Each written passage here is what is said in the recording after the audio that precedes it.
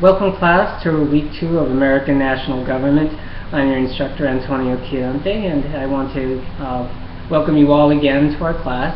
I hope you found week 2 to be particularly invigorating and to give you a sense of what's to come in the next 4 weeks. I want to let you know that I usually do instructor video every week. I did miss last week because of technical difficulties, which I know that we can all empathize with, so bear with me as I try and cover some of the issues that I usually cover in week 1 as we segue into week 2. So first of all, this coming week, I've attached to this video message, actually in the announcement, 2 articles that might be particularly helpful for you to expand your knowledge on the topics that we're covering this week. The first is called "Less Than a Third of Enrollees under age 34." That article is referring to Obamacare and the status of the enrollment, at least as of earlier this year in January. If you've been listening to the news on the radio today, you know that there's a big push for people to be enrolling before the March 31st, 2014 enrollment deadline. And the government is specifically concerned about looking at the 18 to 34-year-old age bracket, because they're really going to be relying on that age bracket to carry the actually sick people that are going to be needing to access Obamacare. So take a look at that article, and you may want to even do your own comparative analysis on the state of that article back in January to the state where we're at right now near the deadline for enrollment. The second article that I also have for week 2 is related to our week 2 discussion 1 forum, and that article is a little analysis on the difficulties that a school district is having on maintaining the programs that it was able to implement as a result of the Race to the Top education policy. I put that as an interesting article because it shows you that although Race to the Top has some big goals and school districts actually do benefit from it, the challenge becomes when they may get reduced funding from that program as well as other federal grant programs. So take a look at that article and see if you can't use that in your week 2 discussion 1 posting. This week, again, I did already allude to the 2 main topics that we're going to be talking about. I wanted to point out for the discussion 1 forum, I'm going to be specifically looking for you to mention 2 federal programs, inclusive of anything else that you may want to discuss.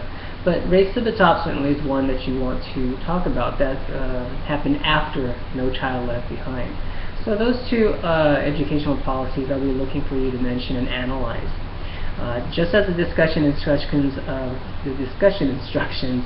indicate, you're going to do a pro-con analysis. So make sure that you, for each of the policies that you're going to analyze, you talk about the drawbacks as well as the benefits of them based on your authorities. So I'll say that one more time. You need to do your pros and cons analysis based on your assigned readings. So you can't just tell me your opinion, which are very valid, but you do need to find some support in our readings as well as the online library and any other credible academic sources that you want to identify. So after doing your pro-con analysis for each policy, you'll also want to analyze the effectiveness. You got to tell me what your metric is for effectiveness, maybe number of students graduating at a certain level or number of students not failing a grade level. And then you have to find and give your academic resources to support that effectiveness analysis. Lastly, you'll talk about the consistency with federalism. How well does each of the policies that you're analyzing fit into the framework of where the boundaries between state and federal government are supposed to be? And again, you're going to get your definitions of federalism from the assigned readings. You'll state the rule or the definition of federalism, and then of course you'll analyze each of the policies, how well they measure up to that definition of the definition of federalism. The second discussion for week 2 is going to have you analyze your specific district representative in Congress. Now, just to be clear, you're not going to be talking about your senator, which is the other chamber of Congress. You're going to be talking to your district representative. So the first thing is you're going to have to go to the link that's listed in the discussion forum and find who your representative is and go to their website on the congressional website.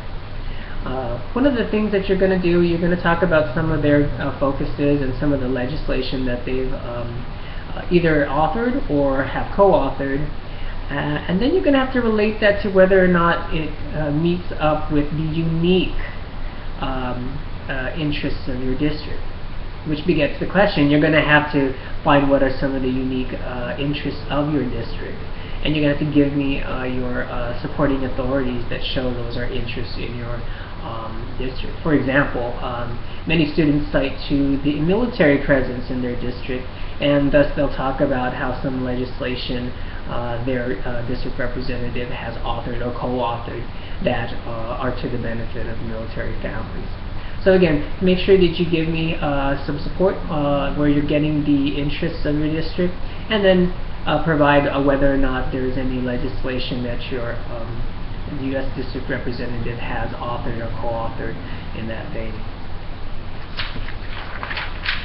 Just a few housekeeping items. Again, please read the faculty expectations to see what we're expecting in terms of your writing and your discussions.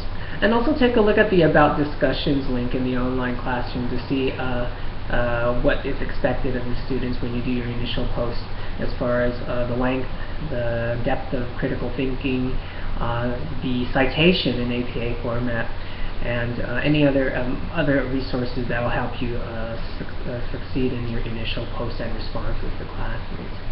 But I will point out again, there's going to be usually 200 to 250 words in your initial post that's required. Anything below that will reduce your score. As well as your responses to classmates have to be at least 75 words, and also involve a level of critical thinking to the core course concepts that we're covering for the week. Be sure that you don't cite to Wikipedia. Students still overlook that in the faculty expectations, and unfortunately their score is commensurately reduced because of that. Similarly, don't cite to dictionaries or encyclopedias. That is not appropriate for university level work. When you write your initial post, you need to cite to 2 of the assigned readings, which does not, I repeat, does not include the course text. So if you are going to be citing to the course text, you will have to have a total of 3 assigned sources that you're going to cite to, because you need to cite to 2 of the other assigned readings in addition to the course text. Or alternatively, if you just want to cite to 2 of the assigned readings in a substantive manner, that's permissible as well. And lastly, please post on time. Observe the posting due dates. Our education week starts on Tuesday and runs to the next following Monday. Your initial posts must be turned in on that Thursday. So today's Tuesday, you've got a couple days until you can post your initial post. You'll see the late policy on the faculty expectations, and I do adhere to that for fairness' sake.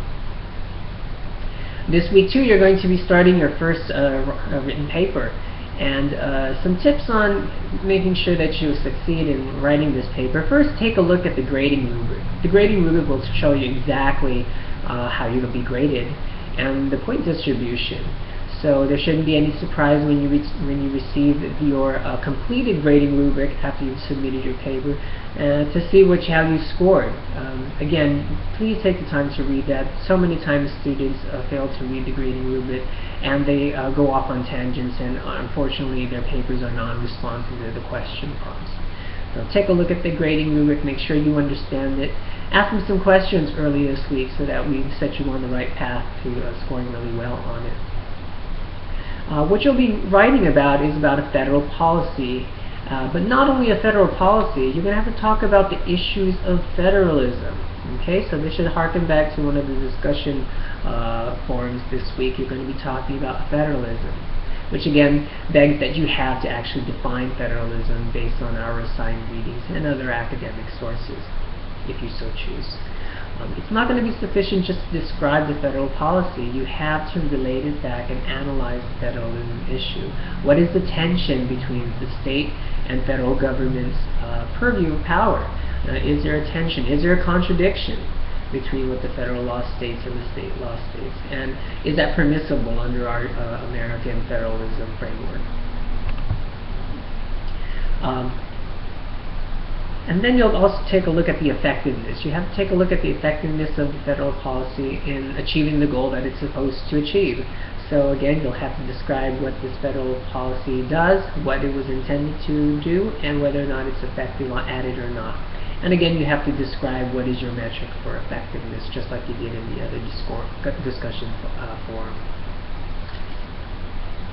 Okay, and lastly, I think I mentioned this before already, APA citation is the standard for social sciences type of written work, and you must adhere to that in this class. There's just no way around it. If you fail to cite in proper APA format, your grade does suffer because of that. And the reason because Ashford University does want to ensure that its students learn this very, very basic concept in writing.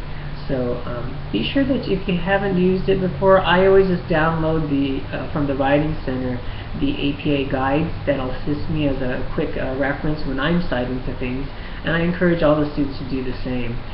It's one of those things that if you don't practice it, you really won't learn it, and you just must practice it for any time you cite to anything within the text of your papers and also in your references. So with that, I hope you find some of the information that I've given you to be helpful. Make sure that you read all the weekly guidances and read through the grading rubrics, and you should be fine. I'm available through email all this week, and I look forward to seeing you guys in discussion.